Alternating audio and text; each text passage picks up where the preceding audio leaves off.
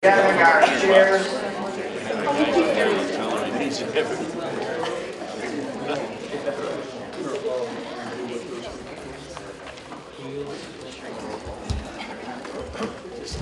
Good morning, everyone. We'll go ahead and do a call roll. And who's going to try to be Janice? Feel free. President Setzer. Here. Vice President Davidson. Here. Secretary Kincaid, present. Treasurer Hahn. Seated. Director Hector. Director Massime. President accounted for. Director McGraw. Here. Director Ricketts. Absent. All right. Rick, you're always present. I don't know whether there's any accounting for you at this point, though. So. Keep your comments to yourself, President. We're in a meeting. All right, I'm going to call the meeting to order, and if you would join me in doing the Pledge of Allegiance, I would appreciate that. I pledge allegiance to the flag of the United States of America and to the republic for which it stands, one nation, under God, indivisible, with liberty and justice for all. Before we go to the next level, I am going to make a motion that without objection, we're going to add a line item to our new business agenda. It's going to be a recommendation from the RFDC relative to installing lights in the pickleball court. Any objections? No? So it is added as line item C on new business today. All right, our open forum, we only have one person signed up, Jerry Stanford. Is this relative, is Jerry in the room? Jerry, is this relative to anything that's on the agenda? Not on the agenda. Then it'd be good and welfare. Okay, thank you. Second line item is to approve the minutes from July 5th, 2019. The draft has been posted. Do I have any objections to posting it as written? So moved? So moved. Let's start with our reports. The management company today, we have filling in for Rick Noswell, Debbie Lauber. You're on. Morning, everyone. Rick is taking a nice, well-deserved vacation because he and his wife have an anniversary. That's what they're doing. Thank you. All Federation directors presently sitting on this board are current owners of condominium parcels or single-family dwellings in the district they represent within Kings Point. This verification is based on information published in the public records of Hillsborough County on July 31st, 2019. Financial statements and reports are completed and delivered accurately and timely by the 21st of the succeeding month. First Service Residential provided individual association accounting conferences at Kings Point First Service office during the month of July. The association and treasurers and presidents that utilize these meetings were provided answers to their questions by me. Please contact the office if you need to for any financial questions, or your community association manager actually can answer a lot of your questions first. We have actually coordinated the CPA, the tax returns and year-end reports. The postcards have been sent out to all residents. If they want a copy, it's available on your community website, or they can request a printed copy from our office. And the boards will be receiving an email next week that your tax returns are going to be ready to come in and sign. Yay, the year is over for me. First Service Residential. So on the cards, again, if you have any questions on the postcards that you get, you can call our office or the directions on the card. First Service is assisting Vesta with the 1902 office building changes and lease agreement specifics. OLM completed a graded inspection on July 29th, 30th, and 31st, 2019. The full report of OLM, along with the additional information regarding the work schedules, is available on kpscc.com website, landscape page. OLM will have a graded inspection on August 26th, 27th, and 28th of 2019. The 2019 mulch program contract was approved by the membership on May 17th. Each association's order forms are available for distribution, which started on July 2nd. All paperwork needs to be completed and returned to Maubel at the First Service Residential Office by August 15th. Thank you for your assistance. Daryl Flint, Landscape Contract Manager, continues to monitor and work with the landscape contractors, Brightview Section 1, Down to Earth Section 2 and 4, Russell Landscape Section 3, and Grow, the palm and tree contractor, to keep the landscape and palm tree services on schedule. POCs, submit your necessary landscape work order request to poc@fsresidential.com. We have developed an interim work order system utilizing our Connect system. This will allow us to track the progress of the requests and notify the proper people through to completion of the work orders. Irrigation work orders are submitted into the Master Association upkeep system. Section 1, 3, and 4, outstanding landscape warranty and current damage issues. These issues have been identified and submitted by association presidents and POCs to Daryl Flint. Daryl has quantified and evaluated these issues and submitted his report to the Federation Board. Processing these claims is under review, and associations were notified last month regarding their claim. First Service Residential is continuing to monitor the irrigation, water, and weather regarding Section 1 and 2 landscape needs and the Southwest Florida Waste Water Management District. Okay, I knew I did it once. Okay. First, let's see here. First Service has assisted in the development of various irrigation landscape procedures with the Federation and Master Boards. These procedures are being reviewed with various committees and groups. Currently, First Service Residential Management is coordinating various projects and contracts with 9 associations for painting, 5 associations for roofing, 4 associations for pavers, driveways, sidewalks, and 22 general maintenance repairs. First Service Residential Customer Service representatives have processed for July 55 property transfer applications, year-to-date 343, compared to 2018 year-to-date of the same number, 343. 35 lease applications year-to-date, 269 compared to 2018 year-to-date of 306. This is a really important one for all of you and your associations. Please update your emergency information, emails, phone numbers, contacts at the First Service Residential Office. This information is extremely important whenever emergency assistance is necessary. Your continued assistance in returning this information is greatly appreciated. Everyone gets this when we mail the annual meetings, and it's very important, especially if you have the next of kin to call for some reason that someone needs some help, and we don't have anything because no one's provided us the information.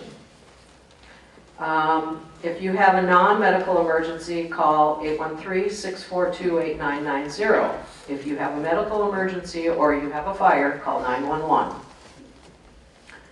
And reminder for the summer or leaving for more than a few days. Please return off your water and be sure all your fans, lights, and appliances are turned off before you lock the door. Have a great month.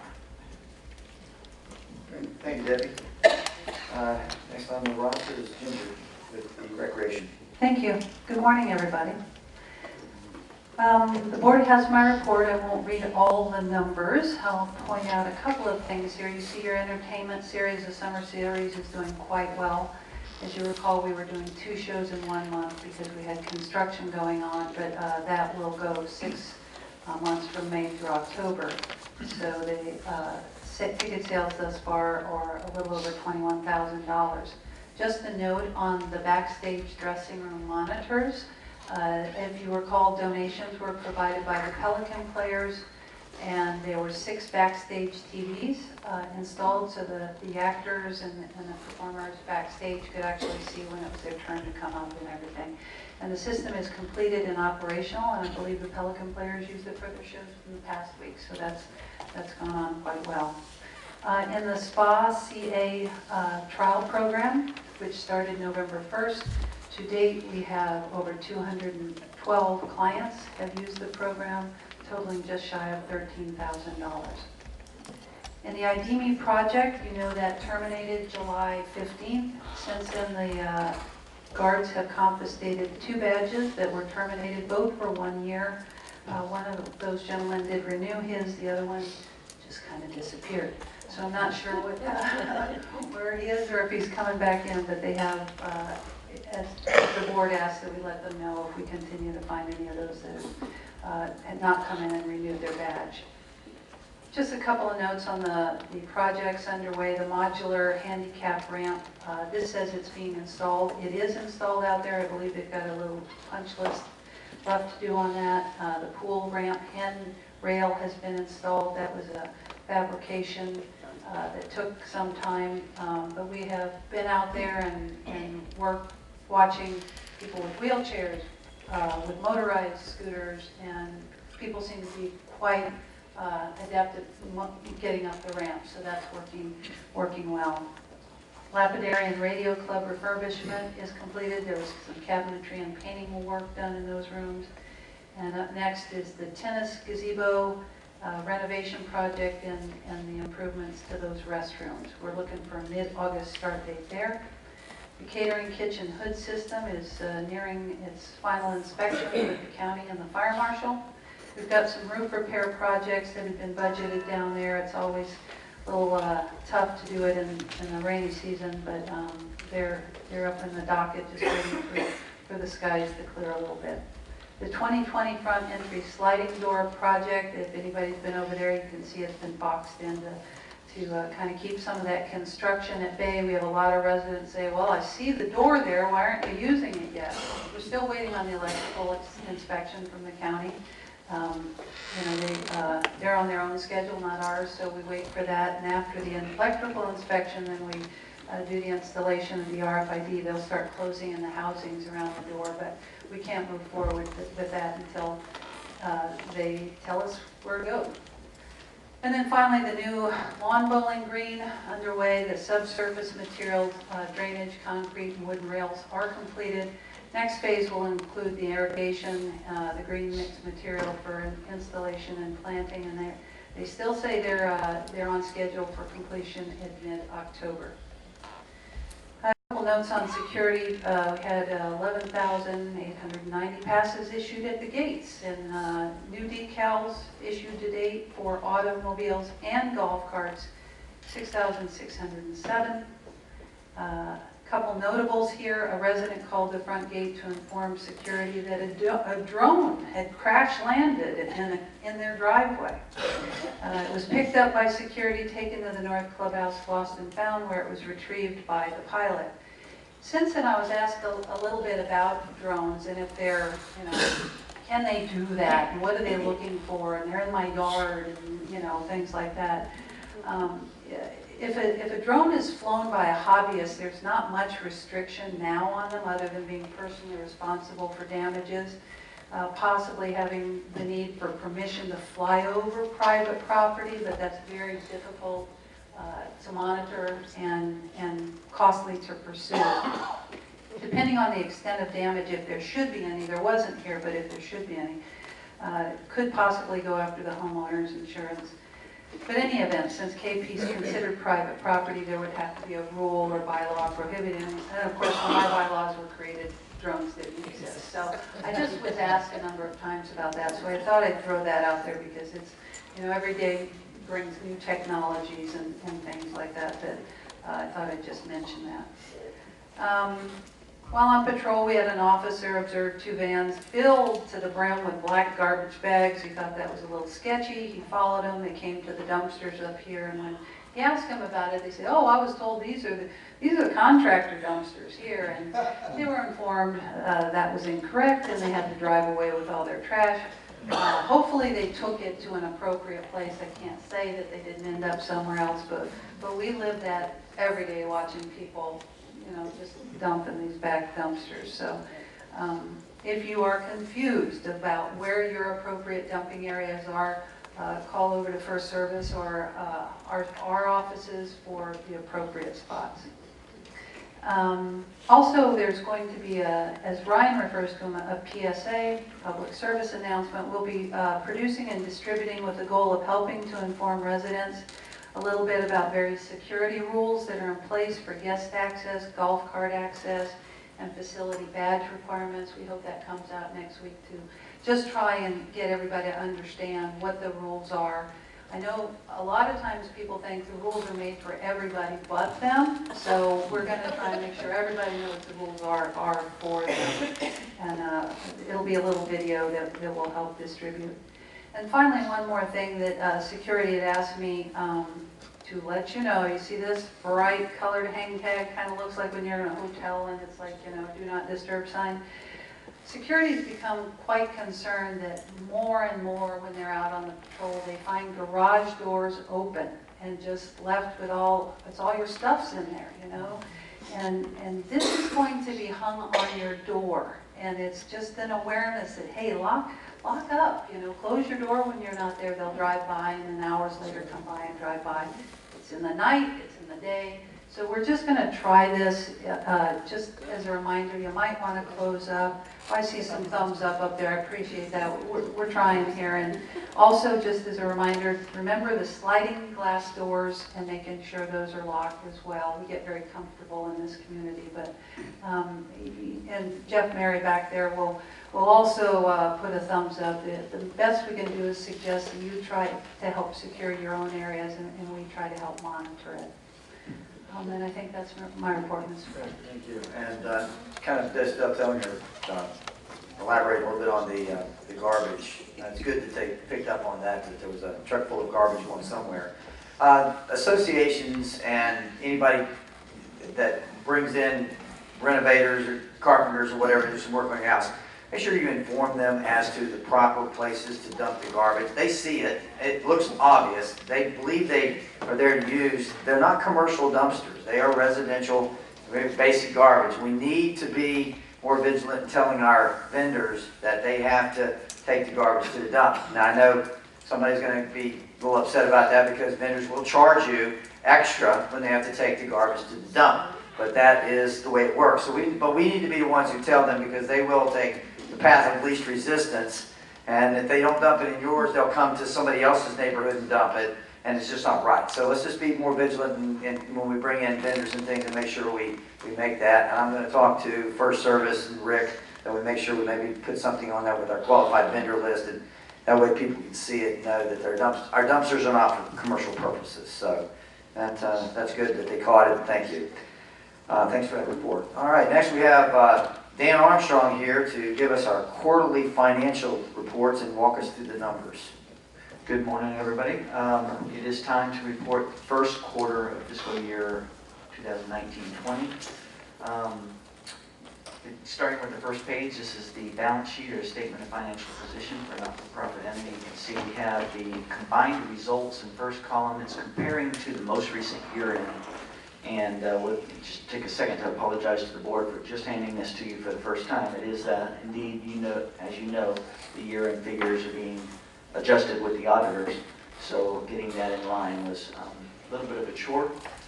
But there is your comparison column. Let's go through it a little bit. The assets you can see is basically flat in cash, just a change of $1,800. And it basically swaps between two line items, operating cash down a little bit and replacement reserves up a little bit, which is always good to see. In the total of the current assets section, there's a few changes there. The accounts receivables down by about $87,000. The bulk of that is the adjustment. Oh, excuse me, I almost misspoke. I don't know why the change is $87,000 and from 128 a year, and it's not much of a change. So there's really no reason to delve into that too much. The prepaid line item we talk about a lot because that goes up and down significantly at year-end. Right after year-end, we prepay the entire year's insurance policy, which, as you know, is about $280,000. So at the first quarter after renewal, there'll be a big prepaid figure. So that's why that's significantly higher than year-end, because at year-end only 1 month of that prepaid policy was left. Okay. On the whole, that section doesn't change by much year over year. Now your fixed asset section, last section before the total asset subtotal there, does not change from year-end. That year-end column, the second column, of course, is different from the last time you saw this because, as you know, we talk about it all year long. The replacements that occurred during the year, and this year it was about 1.1 million, were not capitalized until during the audit process. So when you do see the audit, you'll see that year over year, your assets increased by $1.1 million before effect for depreciation change. But those are the adjusted numbers now. All right. Down in the liabilities net asset section, the second half of the sheet, the only major change there is in the long-term debt, and that's as expected. You make a big $352,000 payment each quarter. All right. So let's go on over to page 2. Page 2 is just the detailed version of page 1. Shows the balance sheet, spread of cash, spread of other assets, liabilities, etc. by all 4 of your departments. The right-hand column, the combined column, ties to the page that we just looked at. So I won't go through the details here, but I'm always available to answer your questions about that. Page 3 is your combined statement of cash activities, otherwise known as your income statement or P&L in the for-profit world. Let's go straight to the bottom line, right-hand side. You can see your eye there and see that it's right away. It's a favorable month, $115,000 favorable variance to the budget through the first quarter. Again, your comparison column is the budget, not the prior year there. So going back up, let's get into that a little bit and see what it consists of. The total revenue section, you can see total revenues are 131 and change favorable to budget. And the variance is just above that. You can see food and beverage is the bulk of that, the third line item out of 4 in that section. A little bit in the other revenues and event revenues. So everything was favorable for the quarter. Now, with those favorable revenue variances and activities, there's usually an unfavorable variance in the expense activities. So you'll see those going down into the operating expenses. You're looking at the second row, event expenses. It's a little bit unfavorable. So you can see we spent more to make more. But the good news is those events all pay for themselves as they go along. Food and beverage, you expect to sell more than your increased expense, which we do, and it's a pretty good ratio there. So $78,000 of additional sales incurred $53,000 of additional expenses. Other operating expenses are the same as they match up to the other revenue section roughly in the top section. So let's speak to variances in the operating section. Nothing's really significant there for the quarter. The exception is the food and beverage, which of course we already talked about was covered by the additional revenue. On the whole, see the subtotal there, it's only $5,600 off on $2.1 million. And it's unfavorable variance, but that's compared to $131,000 favorable variance of revenue, so you know what that means to net income or gross margin, you might call it. It's favorable. Going down to the bottom section, just to cover a couple of variances. Of course, your debt service and management fees are right on budget as they have to be. Interest income is favorable by $7,600, and miscellaneous income is unfavorable. That is the transfer fee line item. Remember, the board has those on hold right now. They were budgeted for this year, and they're not being received. So, but by the time you reach the bottom line, everything's still $115,000 favorable for the quarter. Caveat, not to put too much trust in first quarter results. Of course, it is summer, and it's a bit difficult to predict exactly how busy it will be during that quarter a lot. But that's a very favorable result. Second or fourth page, excuse me, is just a detailed version breaking down by department the numbers that we just talked about. Since there's no comparison to budget on this page, we can really breeze right past it, but there's always a lot of data there for you to ask questions about on the side. Going to pages 5 through 8, typically, remember we always show the most recent quarter in the left-hand set of columns and the year-to-date in the right-hand side of columns. Well, they're the same thing this time. We've only got one quarter, so there's only one presentation for this quarter only. For the trust, take your eyes to the bottom line right-hand column right away. You can see that's a negative variance of $10,000. Going back up, we'll explain it. Remember, miscellaneous income, the transfer fees show up in the trust, so this is where the impact of that shows. It was about half offset by favorable variance in interest, but this section, this department will continue with a negative variance for this year unless that has changed. That's a small amount on the whole compared to the trust consolidated, but that department, that page will always look bad this year. Just setting that precedent. Page 6 is your rec area. Rec area, as we kind of talked about on the consolidated report, since it's the largest item, is a big favorable variance. Go to the bottom line, right-hand column, $106,000 favorable. We talked about most of that was from F&B and some savings for the quarter on repairs and maintenance and other administrative, et cetera. The other administrative savings is just the timing of the bills from the auditors. Go to page 7, and again, good news, favorable variance of $8,000, bottom right-hand corner. And you can see the spread of the line items, a little bit of everything there. Repairs and maintenance was unfavorable for the quarter just because it's such a small line item per quarter that when something does occur, it will show that line over budget, but it's on the whole, we're almost $8,000 under budget on expenses for the quarter. Real good results. Transportation, page 8, excuse me. Same thing. These negative numbers, don't let them fool you. An anticipated loss of $7,400 is better than an anticipated loss of $19,000. So the positive variance in the right-hand column is a favorable variance. All right. And you can look above and see the bulk of that is basically savings in some wages for the quarter and other administrative costs. Again, the latter being the audit. We do spread the audit fees across the departments a little bit so that the impact of the benefit matches the expense. Okay? That's all of the pages. Are there any questions? Dan, I just had one. Oh, I'm sorry. No, go ahead. You go first. Okay, I have a question too, Dan. Page 3, looking at income, interest income. So we earned $19,645 in one quarter, which is good. That's interest on all of our money, on the reserves, on just operations, on everything, correct? Yeah, the reserves. The operating accounts are not interest earning themselves, but we do have a money market operating related. Okay, and we are, of course, a nonprofit. Is it a 501c7? Correct. Is that 501c7. And we don't pay income tax, although there is an income tax calculation. If we make Yeah, there is an interest calculation, income tax calculation, and it's because, it's a very good question, of the interest income substantially.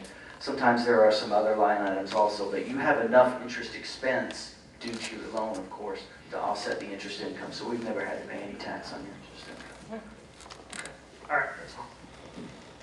Dan, I just have one real quick question. You said on, I guess it was page 5, it's a negative number. You tend to stress that that was because of the transfer fees that we have not transferred at this point.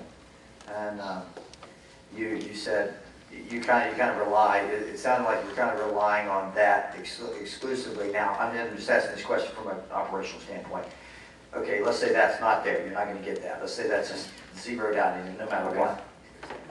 If we were to focus in more efficient operation of our revenue producing amenities and do better promotions, bring in like the spa situation we're doing, we could essentially not only offset that but even exceed that by doing other things within keeping our expenses down where they're not hurting quality or the experience, but also generating revenue from the revenue producing amenities that we have without interfering with any of the other operations. Is that a fair assessment? Absolutely. Okay. In fact, for the first quarter, I mean, you offset it by $135,000 to leave the net at 115. Excuse me, 125. And I just want to make so sure. I don't want to get hung up on, oh, we don't get this, but we need to think creatively over here. What can we do if we're not going to get that? So we can be more efficient within our operations and generate and use our wonderful revenue producing amenities to offset some other expenses that we may not get revenue from. Does that make sense? And we've got plans to share as they unfold with the Good. board about how to achieve some of your goals. That way. Excellent. Very beautiful. Thank you. Thank you. Dan, anything else? Any questions? All right, very good. Thank you very much. Next on our agenda here, committee reports. Let's start with land and lawn landscaping. Dave, do you have something to share with us? Nothing to report. Nothing? Okay, how about Alan? Palm tree? Palm tree? Nothing at all? How's Grow doing? Just, you got any kind of, I mean, I never see them, but I never hear complaints, so I'm assuming that things are going well. Yeah, no news is good news. But they've been going well. Good, good, excellent, excellent, it's fantastic. Rick, nothing, no updates on KPCC? Okay, very good, very good. We'll get a treasury report then at that point. Okay. Yes, treasurer's report.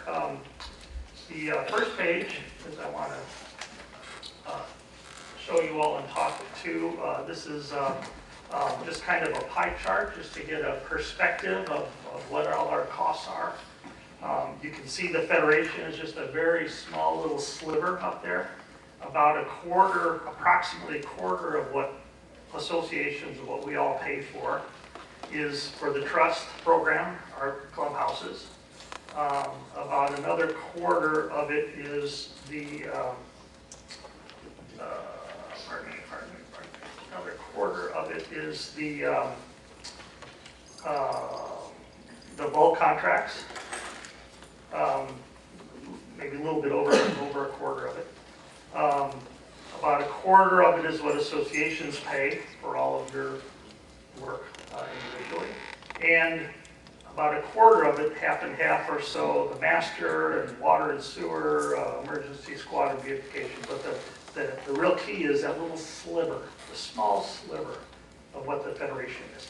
So the assets, as you see, have actually increased quite a bit. Actually, it's a good solid number. I'm not going to read the numbers, but you see the numbers in front of you. The next page, revenues and expenditures. As you can see, revenues, assessments, just right on target. And we're under budget really on everything. As you notice, there's a contracts account, and it's a very large amount there, and that is the last payment to Juniper. We are holding, we're still working on that payment, looking at warranty items and items that we think that they really owe us, so we're still analyzing that. And so right now that's a big number that's just still out there that hasn't been paid. Then the final page, the reserves report, you can look at, and our reserves are right on the money. Insurance, again, continues to be wonderful. We've had small claims so far the first quarter. Insurance fund is, the insurance deductible fund is very healthy. The legal fund is catching up. All the other ones are on target, are right there. As you see, the bottom one, the registration fees, continues to grow significantly. And we need to talk about that. The Federation Board, we need to talk about that in the future. So that's my report. Great, Alan. I like when things go up and revenues go up and expenses go down. That's good. Good. Thank you very much. Thank you. All right. Next on the agenda would be my report. There are a number of things that are actually happening. Guys, I want to bring you guys up to speed on. They're really the four main players on this community: the Federation, the Master, the Rules Association, the COA. We're kind of having a lot of discussions now to more think about consolidating, streamlining, working together more effectively so we can get information out better. We can do a lot of different things. The Master and the Federation, we're very, very close. Am I right, Jane? We're very, very close to having some significant improvements. DC back there as well. We got some good improvements, some good suggestions by both sides. Landscapers are getting involved in the conversation. Kevin, their new guys out working. We're just trying to get some good information, and we're very close to coming together with some methods of consolidating the operation where the information relative to water and grass. Who would have known grass needs water to grow, right? So we're getting water and grass hitting the right place at the right time in the right amount. We're very close. We don't have all the details yet, but we're going to be making some announcements soon about how we can work that more efficiently, and I think we're on a good place. The COA, the Federation and the Master are preparing to finalize some paperwork to memorialize the appropriate square footage information and cost-sharing arrangements for the use of the 1902 building, which is required by the trust document. It's our goal, it's all of our goals to make certain that those three organizations always have the necessary office space that is appropriately sized, it's adequately equipped and they can effectively serve the people of Kings Point. The it's the CA $125 conversation. It's been around the community for a while. It's kind of settled down because everybody knows where we stand. We're just in the exploratory processes of it. We had a town meeting and it was well attended and very informative, and I thank everybody for their nice participation, orderly behavior, and great ideas they shared. We did get some good ideas from it. Recently, Vice President Davis and Secretary Kincaid and I actually were invited to sit down with Sam Subban, the president of the CA, and his treasurer, and they were interested in what our town hall kind of shared, and we had a nice conversation, shared a number of ideas. So everything's still a work in progress even for them, even though they've got it passed. They said it's still a work in progress. They're trying to get their information and ideas. I think that our discussions together have helped them see some things that they might work on, and they've given us some ideas that we may work on. So it's, we're still working together on it. Because we have bars, restaurants, and the spa, the nice thing is we can produce a healthy little surplus to offset some expenses on our side that other people don't really have the opportunity to do. So we need to be more creative and more visionary in our approach than maybe they would in their approach. That's why we're not necessarily jumping on anything that they particularly have in place. We're looking for our own stuff. But it is an opportunity for this community to review and evaluate how we tend to handle guests and visitors and non-KP club members. We need to review that. It's been in place for a long time. There's either been no rule or no discussion. We need to review it. So we need to sit down as a community and chat about this as we go forward. A point that was repeatedly came up at the town hall meeting was that outsiders come on property without proper authorization. So we've started that process right now immediately by stepping up our ID checks and call-in processes.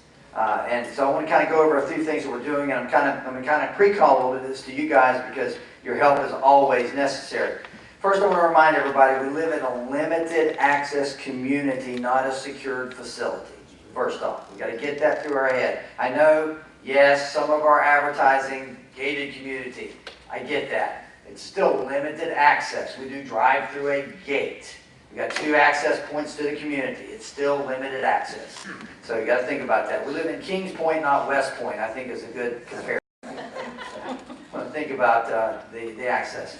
My kid went to the Naval Academy, and as parents, we had trouble getting in all honesty, most of the time. But I'll tell you the truth about it, it's a secured facility except on the Severn River side.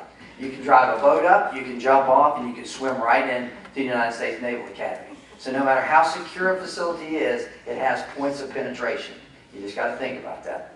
I want to remind all of our residents that we do have policies in place that we should be following in relation to our visitors, our non-KP club members, and our golf cart access. A system is only as good as the rules that we have in place and the people's willingness to actually follow them. Due to the recent concerns everybody's expressed, what we've done as a Federation Board is requested the management company to scrutinize the rules and policies, and we're working in connection with the Rules and Regs Association, making sure we're clarifying old stuff and cleaning up the redundancies that may be there or the inconsistencies. We've asked the management company to do more of a hard press on the enforcement of the existing rules. One of them is going to be more ID checks. So when a guard comes and asks you for a badge, maybe at the pool or a clubhouse, people think that they don't have to show it. Yeah, you do. It is in the rules that you have to show the guest pass. That's page number 4, section 3, line item A. You cannot refuse to show your badge. You cannot threaten their job. You cannot say, you know where I live. It doesn't really matter. If they ask you to show a badge, you need to show a badge, or they can ask you to leave. I mean, that's the reality of where we live. And by the way, I traveled. I was actually on a plane the day before 9/11. I was at a military installation on 9/11 doing a management seminar for Lockheed Martin. They built Tomahawk launching systems.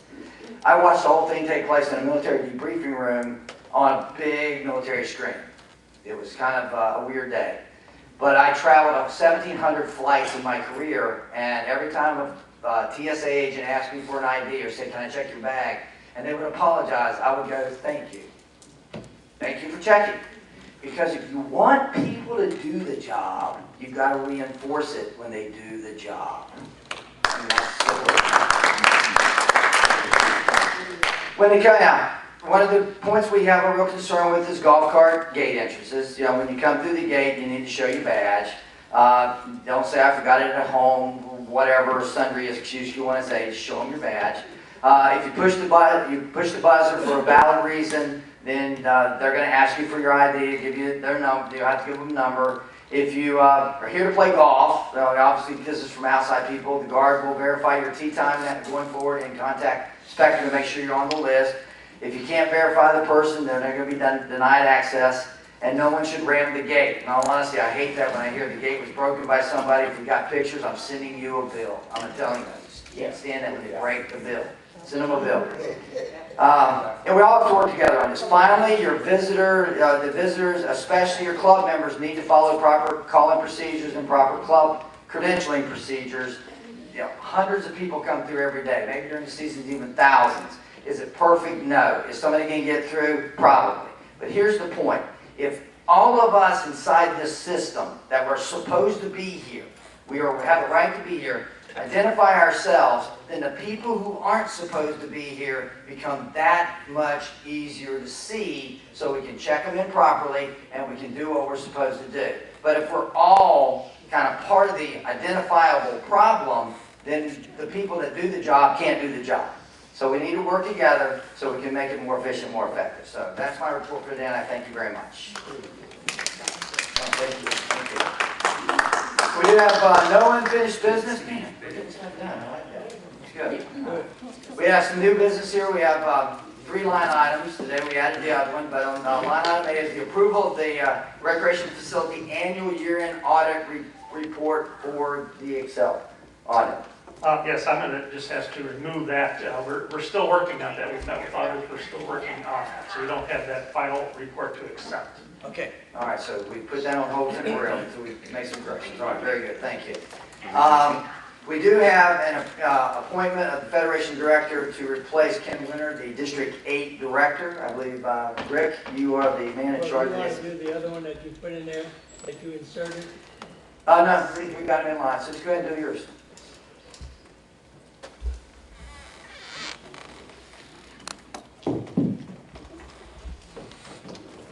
On July 23rd, the Standing Election Committee met to interview applicants for the vacant position of Director for District 8 of the Federation of Kings Point.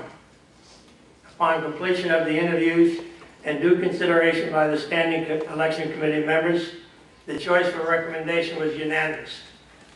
Consequently, I move that the Federation Board of Directors approve the appointment of Frank Rizzoli of Brookfield to fill the vacancy for District 8 effective August 2nd, 2019 until the annual meeting of March 27th, 2020.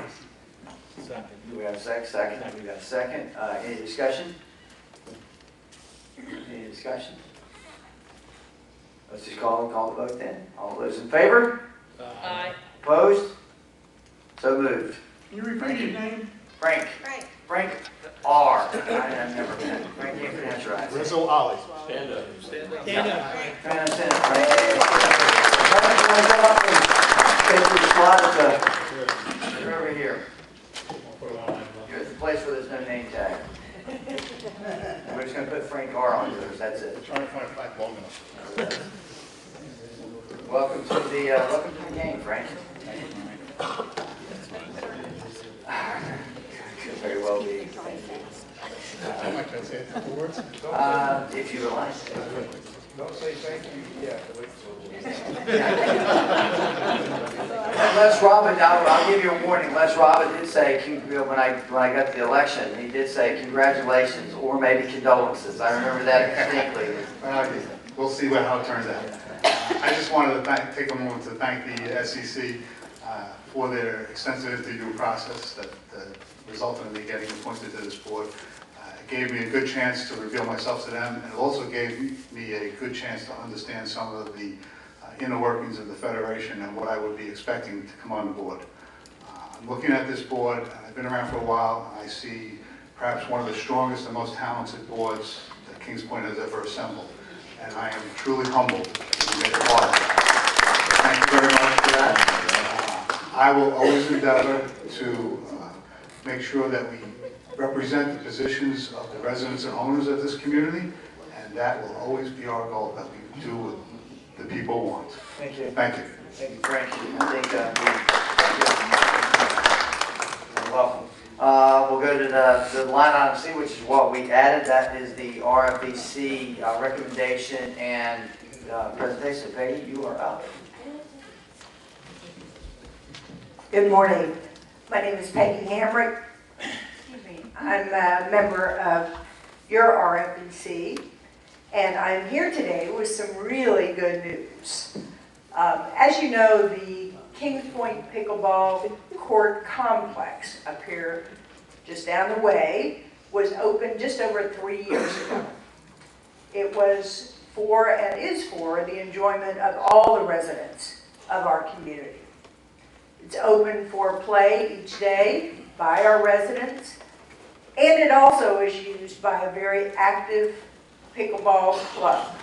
That club has almost 400 members at this point in time. You might not know, maybe you do, that originally those courts were to include lighting and bathrooms. But unfortunately, during construction, the SWIFT mud requirements required us to reallocate funds to the stormwater system, and as a result, there are no bathrooms and there's no lighting. But the club saw and continues to see a need for evening play, particularly in the winter when it gets dark early, or even now when it's just so hot in the middle of the day. So what they set out to do was to get quotes from different companies, find out how much would it cost to light at least 2 courts. They got quotes, and the best quote they received was from a company called Synergy Lighting, and that quote was for $21,631.20. The club knew that additional funds from the board were probably not going to be forthcoming, so they set out on a campaign to raise that money themselves, and they've done that. As a result, they would like to donate the money to the Federation, to the community, for use in having those lights installed. They would like to use Synergy Lighting. It was the best price. Synergy, a couple of things about them. They use 320-watt LED lights, which they've gotten an estimate that if we ran those lights 2 hours a day, every day, for an entire year, the additional electricity cost would be around $250 for the year. Synergy will also provide a 10-year warranty on parts and materials and a 1-year warranty on labor. So the Recreational Facilities Executive Committee believes that as one of the premier active over 55 adult communities in West Central Florida, we think it's important that we not only maintain the facilities and the amenities that we have here, but that we also take necessary steps to enhance those if we're going to stay competitive in that market. Since the opening of the North Court Complex, just as an FYI, the Pickleball Club has spent over $18,000 of club money to maintain those courts. They buy the windscreens, they put up sunshades, they bought a utility shed, they installed a water fountain. They do a lot of work to keep that looking nice. Therefore, our committee considers the donation by the Pickleball Club to be reasonable, extraordinarily generous, and warranted for the proposed court lighting, and that this will be a valuable addition to the Kings Point community. Therefore, we recommend that the Federation Board approve the donation of $21,631.20 to to be paid directly by the pickleball club to Synergy Lighting with oversight of the project by Vesta Property Management Team, and that the pickleball club has agreed that the funds for the lighting, by funding the lighting, that they will have no claim to the equipment because the equipment's going to be installed on trust property. In addition, the pickleball club has agreed to pay a flat fee annually of $250 to help offset any increase in the electricity costs. Thank you.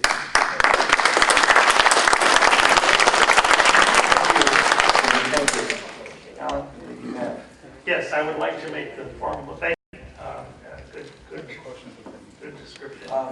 Let's make a motion, then we'll do a second discussion now, some questions. So I'd like to make a formal motion that the Federation Board approve installing lights for 2 of the 8 pickleball courts and accept the donation of $21,631.20 from the pickleball club that will pay for the full cost of the installation. The pickleball club will pay directly to Synergy Lighting, who will install the lighting with oversight for the installation by Vesta Property Services Management Team. The pickleball club agrees to donate the funds for lighting with no claim for ownership to the equipment installed upon the Kings Point Sun City Center West Trust property. In addition, the pickleball club agrees to pay a flat fee of $250 per year to offset the estimated annual increased usage for electricity. Second? Second. Second. Discussion? Any questions? Peggy, just one quick question. One of it was cleared up in reading the motion that this will only light 2 courts. Is that correct? That's correct. Is the design of the lighting expandable to reach the other courts at some point in the future? I think the way the design is, if we wanted additional courts to have lighting, they would create, it'd almost be a duplication of this. If you wanted to light all 4 courts, you could multiply all 8 courts, you'd multiply this 4 times. So it lights the courts 5 and 6, which are the closest to the street on this side of the complex. Is that right, Kat? Kat Drinker, the president of the club, is here. They'll like the 2 back courts by the sheds, so that's the Yeah. electrical outlet. It'll be back by the sheds, where the electricity already is. Thank you. Yeah, we'll be able to add on if we get Just a quick note, because some people may wonder, what's the electric bill now? It's about $45 a month, $500 a year. So I think the $250 will more than cover LED lighting, but we will monitor it. And if it's way above that, we'll let them know. And Pickleball said they would talk to us about reimbursing it if it got too out of control.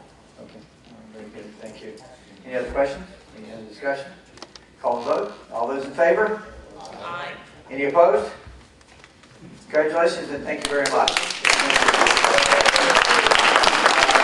Pickleball is very popular, and I think with the lights out there, as people drive by at night, they're going to see that we're an awesome 55-plus active lifestyle community, so that's great. That brings us to the good and welfare. You had something you wanted to bring up? You have to come to the mic. But before I do that, I have a question for one of the committee members and their presentation. Would that be part of my 3 minutes? Just come up and ask it. We'll let you do. This is really a crazy question, then I'm going to tell you something. It's not crazy. That's good.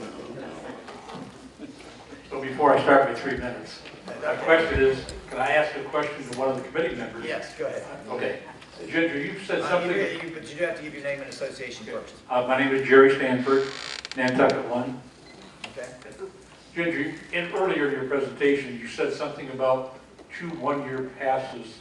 One was renewed, and can you explain that? I didn't understand that at all.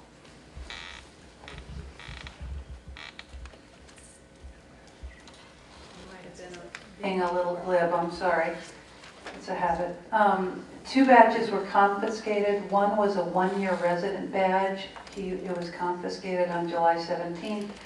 It had an expiration date of 6/30. So it was real expired. He did come in and provide all the appropriate documentation, and it was renewed. So we have old expired, the old types of badges, and he renewed it and got a new one. The other gentleman had also a one-year badge. It was confiscated with an expiration date of June 2017, so he's been walking around with an old badge for a long time. We spoke to the owner of the unit, advised him that his one-year resident and himself needed to come into the business office to get this badge updated, and the owner needed to sign the one-year resident form. They have not. So it's just a feedback for the board of the new badge. Okay, thank you very much. Now you're good and well. Now my 3 minutes, okay. First of all, President Setzer, thank you for addressing some of the issues that I have here, because it goes back to the town hall meeting on July 11th. I still want to know, or we want to know, where we can find... Technically, good and welfare is announcements for clubs and things like that. So if you've got some things you want me to address individually about specifics, you can contact me directly and I will address those, and then we'll make it public. But the good and welfare is really your club's having an event, we're doing something, technically speaking. All right, well, prior to this meeting, I called and asked when I could do this, and I was told I could do it during the good and welfare. Oh, okay, well, go ahead and do it. Well, I'll wait till that. No, feel free, go ahead and do it. I just want to make sure that we all kind of keep within the theme Sure. of one good and And I welfare. want Go ahead. Speak in the microphone so Okay. I can hear you. Can you hear me now? So the first question I have is that since I've lived here, I've always known this place as a gated community. It's been in print, it's been in conversation. I understand it's not, it's a limited access. So my question is, where can we find a limited access community? Where can we find that term used in what document? Because I've never found it. Okay. What is the difference between a limited access community and a gated community? I'd like to know what the difference is so we know what we should be looking for and what we're seeing. Okay. So that was my only two questions. I appreciate everything you addressed. I'll do some research on that and get some information back there. All right. Thank you very much. Thank you very much. Thank you. Very good. Any other good and welfare? Mike, I see you standing back there. Good morning. Came to talk about two things today. I'll tell you about symposium time is coming up. We know you, but you have to say it. Oh, really? Okay. Association. Mike Bardell, Chief of the Sun City Emergency Squad. Thank you. That work? Perfect. Okay, great. Talk about the fall symposium. We've done this for about 1.5 years now. They seem to have been very successful. We're going to talk about topics you want to talk about and filling out the surveys. It's coming up on October 22nd in Kings Point, on the 29th in the CA. You can go either one you want to. You can sign up for it. This is one of those things where nobody cares. They just want to make sure that you get the information available to you. Now, I know this is a long way out, and there are a lot of people around here that don't even want to buy green bananas because they're not sure they'll be here for it. But I also know that people's calendar fill up real quick, so we're wanting to get this information. There are going to be doctors on hand that are going to be talking to you about information you know. Everybody that's going to be up there has one goal: to extend the quality of life. We don't know how long we're going to be here, but you want to have the best quality of life while you are here. The topics are going to be fall prevention, some of the things you know. I'm sure everybody has talked about at one time or another about downsizing. We seem to downsize homes real well, but downsizing our possessions is a whole other story. What we're going to take on this one is orthopedic topics. We're going to have orthopedic people to talk to you about arthritis, knee, hip, elbow, and shoulder. How many people do not have that in this room? do not have any of them. The other one we're going to talk about is mystery gut pain. A lot of people come up with those kind of pains and don't know what it is, so we're going to address that. There is going to be a phone number that's going to come up telling you about where to reserve the spot for it, because there is limited seating for it. You will also get lunch. That's to tell you what. The other one was this $125 fee that's gotten a lot of attention. I did speak with Samaritans and Security Patrol, which are the biggest service organizations. I've also talked to Sam Sudman. He said service organizations are exempt from it. But there are people that have resigned because they say they're not going to pay this fee. But service organizations are exempt from it. So none of those three organizations would qualify for it. And you don't want somebody to resign because this helps your community. That's all I had to say. Thank you. What time do they start? Thank you. They'll start, the door will open at 12:15 and we will start at 12:45 because we know everybody's got engagements and we will be done by 3. All right, great, thank you. Thank you, Mike. No one else is lined up at this moment. Motion to adjourn? So moved. Thank you for being here this morning.